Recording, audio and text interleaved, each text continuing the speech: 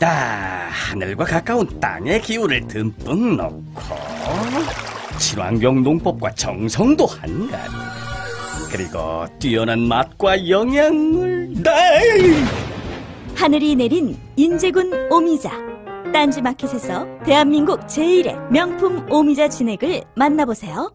스스로 만들어가는 웹 내 사이트는 여기에 디자인부터 제작까지 가능해 바로 여기에 어렵지 않지 웹 디자인 웹. 내가 만드는 반응형 웹사이트, 쇼핑의 글로벌 버전까지 아이맵에서. 아이맵. 이번 주 파파이스 시청자 이벤트. 안녕하세요, 송채경화입니다. 4.16 세월호 참사 국민조사위원회가 펴낸 세월호 참사 팩트체크를 소개합니다. 세월호의 시작부터 인양, 선체조사, 현재 상황까지 모든 시민들이 이해하기 쉽게 설명된 세월호 참사 팩트체크. 4.16 세월호 참사 국민조사위원회에게 우리가 지금도 세월호의 진상규명에 대한 열망을 지속하고 있음을 꼭 보여주었으면 합니다. 파파이스 시청 후 한 줄 소감을 한겨레TV 페이스북 메시지에 전화번호와 주소 함께 올려주시면 10분에게 선물하겠습니다. 고맙습니다.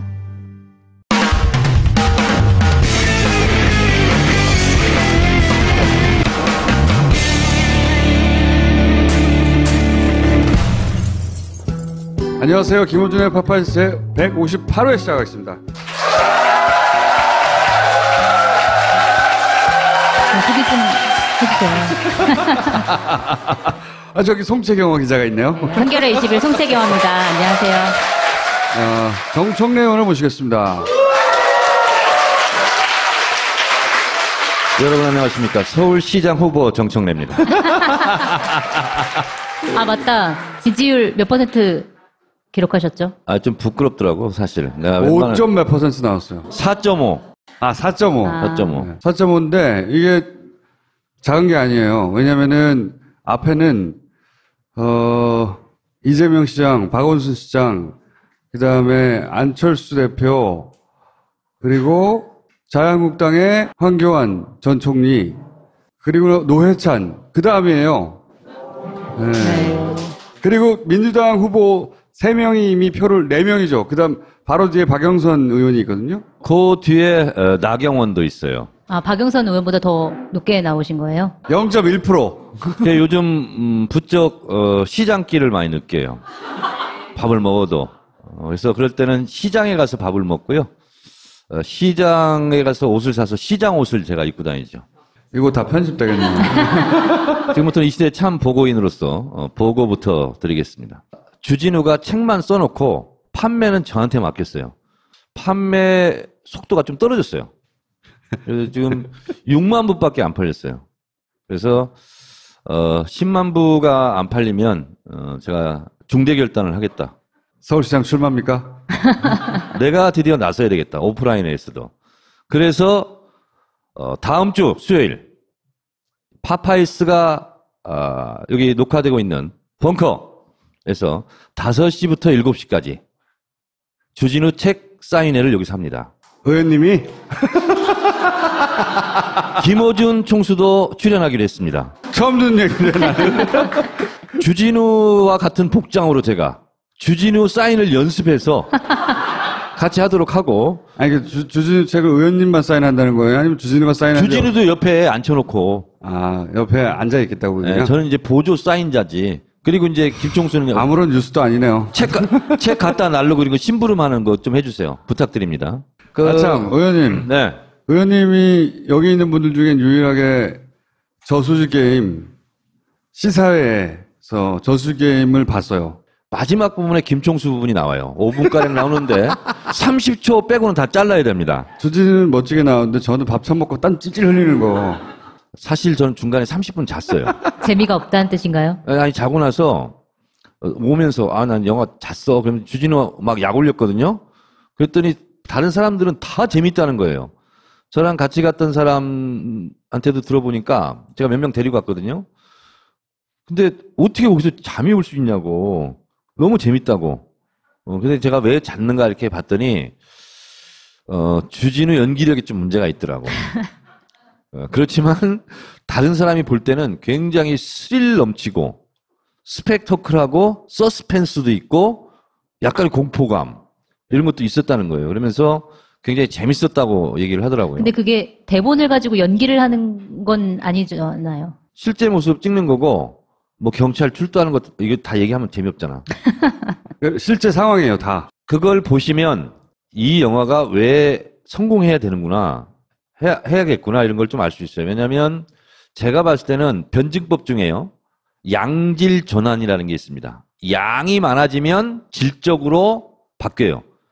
그러니까 많은 사람들이 그걸 보고 막 이거 문제 있다 하면 실제로 문제가 되는 거고 뭐 별거 아니네. 사그러지면 이제 우리 각각께서 굉장히 좀 이렇게 자신감을 더 얻으시겠죠. 210억. 아주 작아.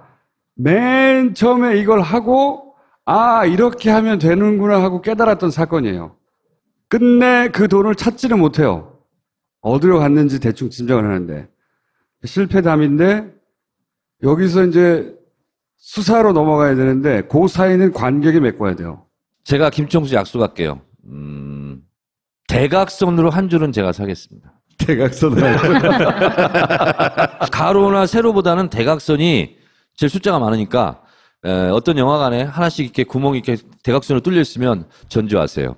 의원님, X자로 해주세요, 그럼. X자? 예. 알았어요. 그러면 제가 X자로 하고 사람은 대신 보내면 되잖아. 그리고 한 걸 내가 보여줄게 이렇게. 이거 뭡니까? 이거는요.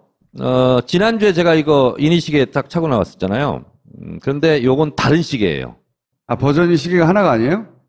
아니 똑같은 건데 이건 이제 제 게 아니고 다른 친구 건데 진짜 구하기가 어렵더라고요. 그래서 청와대에 있는 친구들한테 들어보니까 난 생일 지나고 청와대 들어왔는데 어떡하냐. 아, 생일인 사람한테만 줘요? 생일인 생일 사람한테만 선물인가요? 준대요. 네. 청와대 초청을 받았거나 청와대 직원 중에서는 생일을 맞이한 사람. 그냥 다 주면 안 되나요? 안 된대요. 그리고 이걸 가지고 짝퉁을 올려서 판매를 하거나 이러면 바로 수사에 들어갈 것 같아요. 아니, 시계가 지금 왜 이렇게 짜게 굴어요? 근데 이 시계가 짤 수밖에 없겠더라고요. 어떤 에피소드가 있었냐면 국민소통수석인가? 그분이 기자들을 초청해가지고 이렇게 한 100명 되나 봐요. 청와대 이렇게 하면 이제 기자들이 우리 이제 이니시계 하나 주겠지 했는데 없다고. 그래서 이 국민소통수석이 기자들은 청와대를 초청했는데 시계는 없고 들리는 말에 의하면 대통령한테 가가지고 사정사정 했다는 얘기가 있어요. 대통령이 찍는 것도 아닌데 대통령한테 사정사정. 근데 문재인 대통령도 못 얻었을 거야, 아마. 아직. 본인도 생일이 아직 안 됐나요? 근데 하여튼 그만큼 귀한데 귀한 이유가 있더라고요. 노무현 대통령, 노무현 시계거든요, 이거. 이건데, 이때는 좀 다량으로 찍어냈나 봐요. 근데 지금 다량으로 찍어낼 수가 없답니다. 이 시계는 안에를 수공으로 해야 된대요. 자개에 넣고 뭐 이렇게 하느라고 이렇게 기계적으로 찍어낼 수가 없답니다. 그래서 실질적으로 물량이 너무 딸린대요. 지난번에 제가 지난주에 좋아요 문재인 이 책 화가, 책 제가 소개했잖아요. 그래서 이제 큰 그림을 그려가지고 간에 이제 문재인 대통령이 이제 중심인물이거든요. 그래서 이제 청와대에 그것을 선물로 보냈어요. 그때 답례로 요거 하나 왔다고 그러더라고요. 그러니까 웬만해서는 받기가 어렵습니다. 근데 의원님 왜 눈에 이렇게 가리고 있는 거예요? 염장샷이라고 요즘 유행하고 있는 트렌드입니다. 아, 염장샷. 약 올리는. 김총수 약 올리려고 갖고 온 거야. 네. 없죠? 약 오르지나고 부끄러워요, 저는. 다음! 의원님 뉴스 같은 건 없어요, 뉴스? 오늘 비가 오는데, 마지막으로 배추 2,100포기를 심었습니다. 아니, 뉴스 없냐고! 봐봐요. 이게 미치지 뭐냐면, 이제 배추 이렇게 심어놓고 무도 심으니까, 이제 김장철에 이제 걱정이 없다. 이렇게 생각했는데, 갑자기 김장겸이 생각나고, 김장할 생각을 하니까, 또 김재철이 생각나는 거야. 둘이 합쳐보니까 김장철이야. 부끄러워, 진짜. 자, 이거 그렇고. 보고를 드리는 거고요. 이거 뭡니까? 지금 말씀드린 대로 이제 김장겸, MBC 문제로, 자유한국당이 지금 국회를 보이콧하고 지금 밖으로 이제 떠돌아다니기 시작했는데, 자유한국당은 이 보이콧, 시위에 대해 성공할 수 없다라는 것을 이 사진을 보고서 제가 알았어요. 이게 검찰청 간 거거든요. 그리고 앞에 있는 분이 열심히 설명하잖아요. 근데 앉아있는 분 보세요. 다 딴짓하고 있어요. 시위도 안 해보고 웰빙 정당 이렇게 하다 보니까 못해요, 이런 거. 그래서 성공할 수 없으니까 빨리 국회로 돌아가시기 바랍니다. 이러면 이분들이요. 청와대까지 갔다 왔습니다. 그러면서 뭐 갔다 와서 대통령 안 만나줬다고 하면서 쇼통 이렇게 얘기하는데 웃기는 소리 하지 말라고 그래요. 저게 2013년도 국정원 댓글 공작 국조특위 할 때 제가 간사를 했었는데 그때 청와대 항의 서한을 전달하러 청와대에 갔는데요. 이게 어떤 장면이냐면 중국 관광객들도 왔다 갔다 하는 길이에요. 아무 제지를 안 해요. 근데 저희가 가니까 딱 경찰이 막 에워싸고 난리가 났어요. 그래서 내가 아니 중국 관광객도 가는 길이고 청와대 정문 앞도 아닌데 왜 여기서부터 이렇게 막냐? 그랬더니 뭐라는지 알아요? 위해 요소는 미리 차단합니다. 위의 요소 맞잖아, 이거. 그래서 결국은 이 항의 서한을 어디서 전달해 주냐면 길바닥에서 전달해 줍니다. 다음 사진 보세요. 이랬었어요. 박근혜 정권 때는. 근데 이번 자유한국당 국회의원들은 어디까지 들어갔느냐? 영빈관까지 들어갔습니다. 전체가 다. 이 문전박대라는 것을 안 당해보면 모르니까 다음부터는 절대로 영빈관에 들여놓으면 안 돼요. 길거리에 서서 이렇게 뭘 주고받고 이렇게 영빈관까지 갔다 온 사람들이 뭐 하자는 짓이야 지금. 의원님 이때만 하더라도 네. 어떤 결기 같은 게 살아있는 표정이에요. 이때만 하더라도 진짜 야당의 투사로서 이거 뭡니까? 낙천 한번 당해봐. 컷오프. 권력에서 멀어져가지고. 네. 그 다음 거는요. 오늘 국민의당 김동철 원내대표가 교섭단체 연설을 했습니다. 뭐 다른 것도 뭐 말이 되지 않는 얘기를 많이 했지만 어떤 얘기를 많이 했냐면 문재인 정부가 실패했다. 그리고 외교 안보 라인을 전문가로 다 바꿔라. 아니 출범한 지 얼마나 됐다고 실패했다고 규정을 하고 뭐 다 바꾸라는 거예요. 외교부 장관, 통일부 장관, 뭐 안보실장 이런 사람 다 바꾸라는 얘기예요. 그러면서 하는 얘기가 예를 들면 제재와 압박이 있고 그다음에 대화의 끈을 놓지 않는 이 두 트랙이 문재인 정부의 지금 대북 전략 아닙니까? 근데 왜 대화를 하려고 그러냐고. 그걸 비판하고 있어요. 국민의당은 김대중 대통령의 햇볕 정책을 계승한다며 호남호남하잖아요. 근데 이제는 김대중 대통령의 햇볕 정책마저 그냥 헌시짝처럼 걷어차는 거 아닌가. 이번에는 지방선거 전에 다시 합치려고 하는 것 같아요.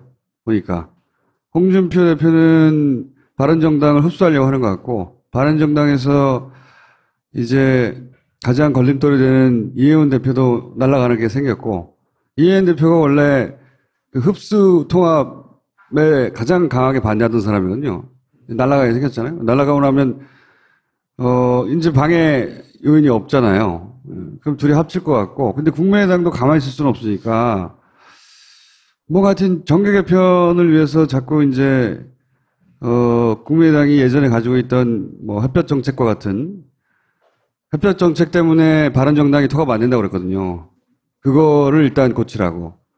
슬슬 그런 거 빼고 있는 게 아닌가. 그래서 근데 국민의당이 그렇게 가기가 쉽지 않을 것 같은데요. 왜냐면 호남을 기반으로 하고 있는 정당인데 그 지지자들이 가만히 있을까요? 김동철 의원이나 안철수 대표가 얘기하는 걸 보세요.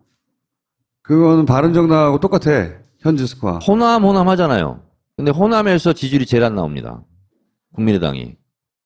그리고 김대중 대통령 하다가 지금은 김대중 대통령의 계승자가 아니라 파괴자로 가는 거 아니냐. 저는 오늘 교섭단체 연설을 보면서 그런 느낌이 확 왔어요. 그러면 이게 뭐냐. 이제는 뭐 청명에 죽든 한식에 죽든 뭐 해볼 건 한번 해보고 뭐 하자. 그러면 햇볕 정책을 지우자라고 나올 수도 있는 것이 안철수 대표와 김한길 대표가 합당을 했을 때 그때 민주당의 강령 여러분 논란 있었던 거 기억나세요? 5.18, 6.15, 14 이런 거 지워야 된다. 그래서 당에서 한번 뒤집어진 적이 있어요. 저도 나가서 막 발언하고. 그리고 박지원 대표도 그때 굉장히 성질을 냈어요. 강령에서 그런 거 지우려고 한다고. 안철수 대표가 그때 그래서 해명을 했어요. 실무 차원에서 착오였다. 이랬는데 저는 안철수 대표의 의중이 저는 반영됐다고 저는 생각을 하거든요. 그때. 극중주의를 간대잖아요. 극중주의. 예. 극중주의는 프랑스에서 나온 말이거든요. 제가 르몽드 기자한테 물어본 적이 있어요. 극중주의가 뭐냐고, 실제 쓰냐고. 그거 조롱할 때 쓰는 말이라고, 프랑스에서. 그러니까 뭘 한다고 말하지만 아무것도 하지 않을 때. 뭔가 한다고 말하는데 아무것도 하지 않고 가운데 가만히 있을 때를 조롱할 때 쓰는 단어라고 하더라고. 극중주의를 제가 학술적으로 설명해 드리도록 하겠습니다. 프랑스 혁명 이후 다시 왕정이 복구됐을 때 다시 그걸 비판하니까 좌파 쪽에서 좌도 아니고 우도 아니고 그냥 행정 관료들 끌어다가 그냥 정치를 하려고 했던 거. 그게 이제 극중주의인데 한 번도 성공하지 못했고 그리고 학술적으로도 인정받지 못하고 있는. 가운데면 가운데지 뭐 극단적인 가운데냐 이렇게 네. 말이 안 되는 소리를 하고 할 때 쓰는 조롱의 단어라고 아무 의미 없는 거라고 르몽드 기자가 얘기해 주었습니다. 제가 지난주에 수도권 광역단체장 3당 연합공천 실제로 정우택 대표가 얘기했다 그러면서 제가 앞으로 그것을 우리가 예의주시해야 된다고 생각을 제가 말씀드린 적 있잖아요. 근데 이걸 보면서 그쪽 방향으로 지금 군부를 떼는 것은 아닐까. 국민의당에서 실제로 김대중 대통령의 햇볕 정책을 무시하거나 비판하는 것은 정체성의 뿌리째 부정하는 거거든요. 민주당하고 싸우기가 버겁잖아요. 다른 정당들이. 그러니까 어떻게든 합쳐야 한다. 당끼리 다 합치진 못하지만 합치는 모양새를 모색하고 있는 게 아닌가. 근데 그거보다는 저는 바른정당하고 자유한국당이 빠른 시간 내에 우리가 생각하는 것보다 다시 합쳐질지도 모른다. 박근혜 내보내려고 하잖아요. 그런 다음에 8명의 뭐 친박. 네. 네. 들만 네. 어떻게 정리하면 된다고 정산하고. 하니까 8명 중에 2명은 이미 나갔잖아요. 우리 야하간. 그게 생각보다 어렵지 않게 술술 이해운 대표가 대표로서 그걸 제일 맡고 있던 사람이에요. 그 양반에 대한 호불호하고는 상관없이. 그리고 그 양반이 지금 연루된 사건과 상관없이 실제 가장 큰 걸림돌이었거든요. 당대표로서. 이 양반이 이제 나가리 되는 수순이잖아요. 그러니까 정병국 전 대표도 굉장히 이해운 대표만큼이나 굉장히 반통합 논자죠. 유승민 의원 유승민 개 의원이라고 불리는 분들도 다 반통합 근데 논자죠. 바른정당이 20명밖에 안 되지만 거기도 자유한국당으로 가야 된다 아니면 독자 생존해야 된다 이것이 의견이 수명밖에 안 되지만 분분하죠. 근데 뚝은 바늘구멍 하나로 무너지는 거죠. 원내 교섭단체를 잃고 뭐 이런 경우가 앞으로 발생할 수도 잘 생각해 보시면 황영철 의원 네. 보좌관으로 먼저 날아갔잖아요. 그 양반도 자강론자거든요. 이해운 대표도 대표로서 자강론자고 두 번째가 이제 하태경 의원이 또 자강론자예요. 몇 명 안 돼요. 근데 목소리는 센 몇 사람이 이제 차근차근 누군가 일부러 그랬는지 아니면 본인들의 실수인지는 지금 뭐라고 말할 수는 없는데 순서대로 이제 제거되고 있는 거죠. 스스로 초래한 것이든 어쨌든 간에 걸림돌이 사라지고 있는 거예요. 둘이 합쳐질 수 있어요. 합쳐지면 산술합보다는 더 커질 수도 있죠. 산술합은 20몇 프로 정도인데 합치면 15, 6 그럼 20% 정도인데 합쳤으니까 시너지가 나서 한 30% 정도로 복원될 수도 있고 그 과정이 어설프면 그렇게 안 될 수도 있고. 하태경 바른정당 최고위원이 보수도 이제 반미해야 되는 거 아니냐, 반 트럼프 해야 되는 거 아니냐. 네. 저는 그 발언에 굉장히 주목합니다. 그만큼 미국의 트럼프 대통령이 지금 역대 대통령 중에서 가장 좀 이렇게 수준이 낮은 것 같아요. 또라이. 네. 그냥 미국 애들도 다 또라이라고 해요. 자기들끼리. 부끄럽다고. 그래서 미국 대통령으로서는 참 어떻게 저런 사람이 대통령이지 할 정도로 왔다 갔다 합니다. 언제는 김정은을 만나면 영광이다. 뭐 대화해야 된다 이랬다가 어떤 때는 또 뭐 전쟁할 것처럼 얘기했다가 왔다 갔다 해요. 이분이. 근데 이 사람의 말보다는 틸러슨 국무장관이라든가 국방장관의 워딩을 우리가 실제로 좀 더 비중 있게 보고 있어야 되지 않을까 그런 생각이 좀 들고. 의원님 뭔가 뉴스를 달라고 그랬더니 너무 부담 느끼시는 것 같은데. 아니. 그래서 실제로 우리가 뭐 핵실험이 이제 지금 6번째 됐지 않습니까? 근데 제가 1차 핵실험이 2006년 10월 9일 날 했는데 그때 했던 말을 제가 여러분들에게 하고 싶은데요. 대북 강경책이 불러온 재앙이다. 1차 핵실험, 부시 행정부. 그렇게 얘기를 했었는데 부시보다도 더 질이 떨어지는 이 트럼프가 지금 들어왔잖아요. 그래서 실제로 이런 때는 우리 대한민국이 좀 더 주도권을 가지고 해야 되는데 오늘 방러를 해서 푸틴 대통령과 이러저런 문재인 대통령이 얘기했는데 드디어 이제 우리가 대북 원유 중단까지 우리 대통령께서 지금 언급을 했어요. 그러니까 지금까지 대북 제재와 압박 중에서는 대한민국 대통령이 가장 센 강도로 오늘 지금 얘기를 했거든요. 근데 그렇게 말하는 것은 다 전략적이니까 불안해하지 마시라. 결국은 대화라는 틀 속에서 결국은 타결할 수밖에 없는 그런 운명을 가지고 있다. 왜냐하면 전쟁을 할 수가 없기 때문에. 여러분도 그런 관점에서 북한 문제를 바라봐 주셨으면 감사하겠습니다. 알겠습니다. 감사합니다. 감사합니다. 고맙습니다. 이보시오. 마카 좀 갖다 주시오. 이거 보세요. 여기는 한국입니다. 마카는 페루에 가야 있으니까 그냥 푹 쉬세요. 뭐라고? 페루비안 네이처 코리아의 마카를 모른다고? 아니, 이게 무슨 소리야? 페루를 대표하는 슈퍼푸드 마카. 이제 국내에서도 100%로 드실 수 있습니다. 딴지마켓에서 파는 마카 남녀노소 모두에게 줬어. 저축을 하긴 하는데 돈이 잘 안 모이네. 재무 설계가 필요하시군요. 재무 설계? 그거 보험이나 펀드 상품 파는 거 아닌가요? 두 바보의 재무 설계는 다릅니다. 두 바보는 당신의 꿈과 목표에 집중합니다. 그럼 전 종편을 사고 싶어요. 고민하지 마세요. 지금 두 바보의 재무 설계를 검색하세요. 어떻게 거기서 잠이 올 수 있냐고. 너무 재밌다고. 근데 제가 왜 잤는가 이렇게 봤더니 주진우 연기력이 좀 문제가 있더라고. 그렇지만 다른 사람이 볼 때는 굉장히 스릴 넘치고 스펙터클하고 서스펜스도 있고 약간의 공포감 이런 것도 있었다는 거예요. 그러면서 굉장히 재밌었다고 얘기를 하더라고요. 근데 그게 대본을 가지고 연기를 하는 건 아니잖아요. 실제 모습 찍는 거고 뭐 경찰 출두하는 것 이거 다 얘기하면 재미없잖아. 실제 상황이에요, 다. 그걸 보시면 이 영화가 왜 성공해야 되는구나 해야겠구나 이런 걸 좀 알 수 있어요. 왜냐하면 제가 봤을 때는 변증법 중에요. 양질 전환이라는 게 있습니다. 양이 많아지면 질적으로 바뀌어요. 그러니까 많은 사람들이 그걸 보고 막 이거 문제 있다 하면 실제로 문제가 되는 거고 뭐 별거 아니네. 사그러지면 이제 우리 각각께서 굉장히 좀 이렇게 자신감을 더 얻으시겠죠. 210억. 아주 작아.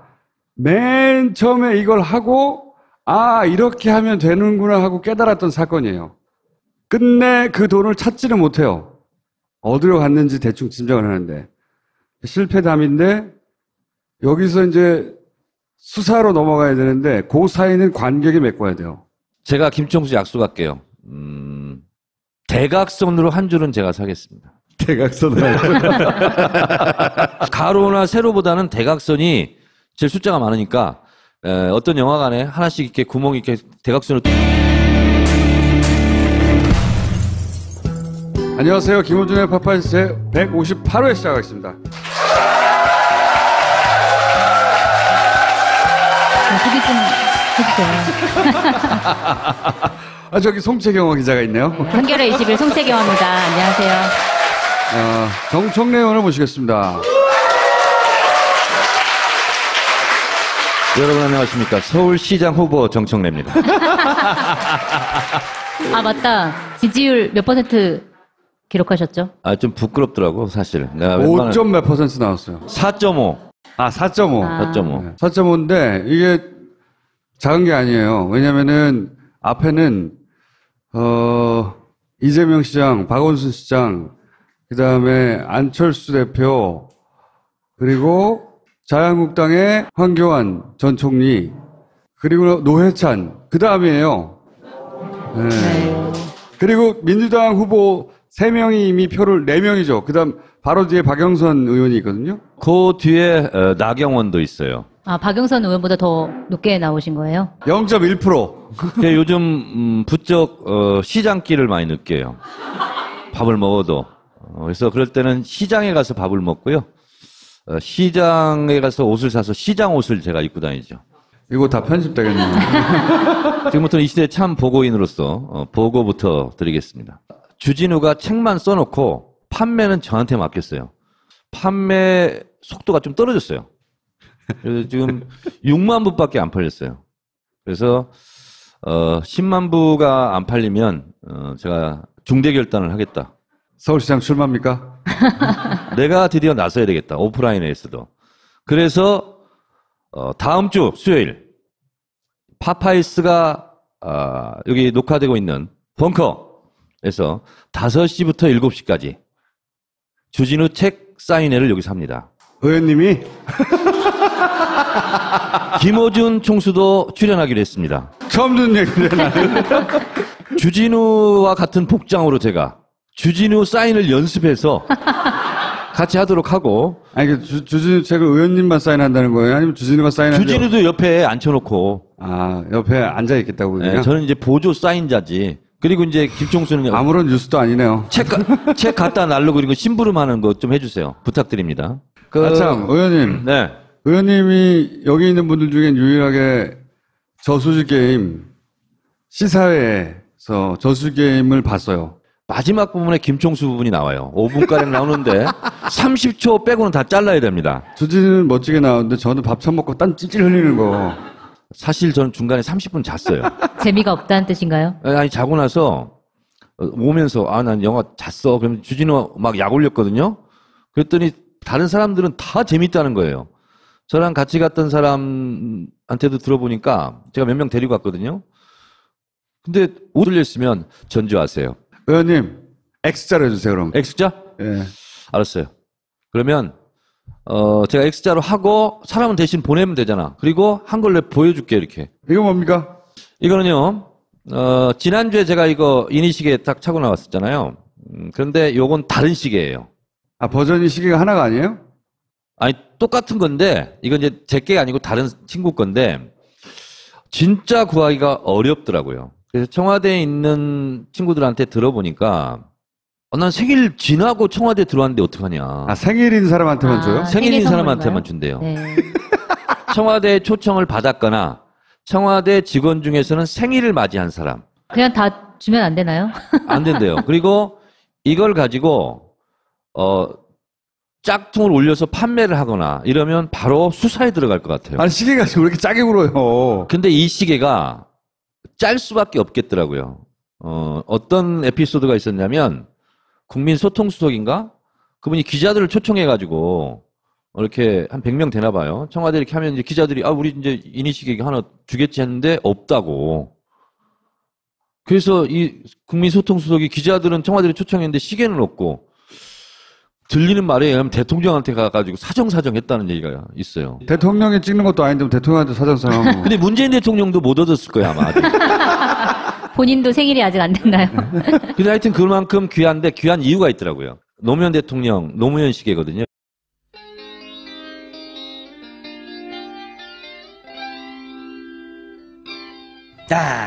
하늘과 가까운 땅의 기운을 듬뿍 넣고 친환경 농법과 정성도 한간, 그리고 뛰어난 맛과 영양을 하늘이 내린 인제군 오미자.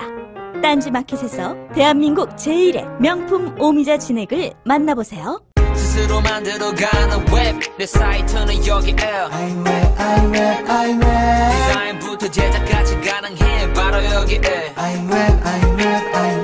어렵지 않지 웹 디자인 웹 내가 만드는 반응형 웹사이트 쇼핑의 글로벌 버전까지 아이맵에서.